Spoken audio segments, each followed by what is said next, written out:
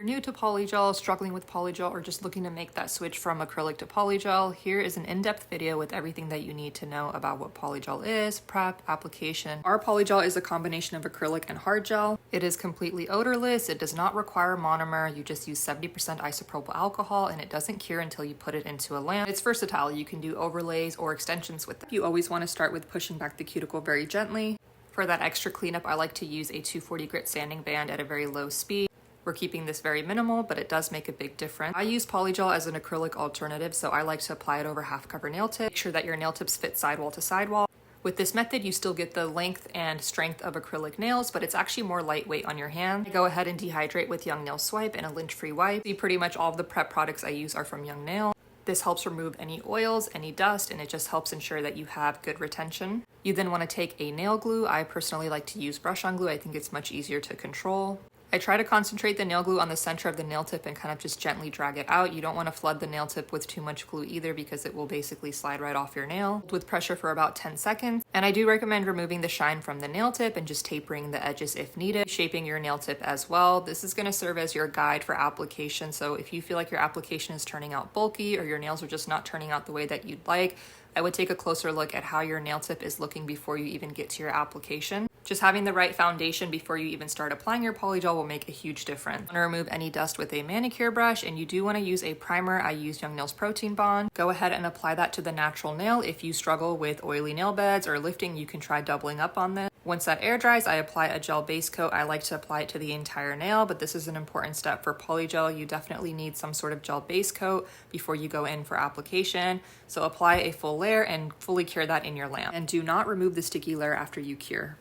So I'm going to be using 70% isopropyl alcohol and this polygel brush from my brand, and I'm using a 48 watt nail lamp to make sure everything is fully cured. So in this clip, I'm using our Desert Rose polygel, and I'm placing the first bead right where that natural nail meets the nail tip. I do recommend working in 2 beads or multiple beads in general if you're a beginner. You're going to have a lot more control over the product. Much easier to build up the strength and structure of the nail that way. So using a light hand, you're just going to take your brush and use light patting motions, and once it's kind of flattened to your liking, you're going to gently drag it down. This is where using a larger brush helps as well. This brush definitely has a bigger surface area. And as you can see, because our nail tip has been kind of nicely shaped and set up, it was super easy to just make our application kind of fit to that.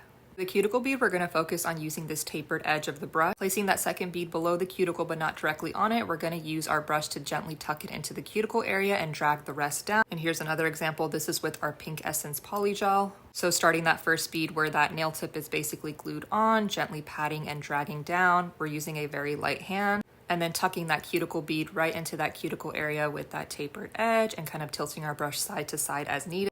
Using a medium consistency polygel will help a lot. If it's too sticky or too stiff, it's going to kind of work against you, so I would recommend that if you are a beginner. Shaping is also important for retention and just kind of tying the whole look together, so I always start with the 5-in-1 bit at a low speed. You want to use this parallel to the nail plate, and we're concentrating on this area here. We're just making sure that the product is flush with the cuticle, and you just want to let the drill bit do the work for you. A bit that can be helpful to use, especially if you're a beginner, is a round bit like this. It's really great for debulking and just smoothing out the entire surface of the nail. You just want to keep in mind polygel is softer than acrylic. Again, that doesn't mean that it's not as strong or anything, but because it does have gel in it, a little bit goes a long way, especially with filing. And then hand filing really ties everything together, in my opinion. You can use this to file under the free edge, clean up anything that's under there, file against the sidewalls, file over the surface of the nail as well.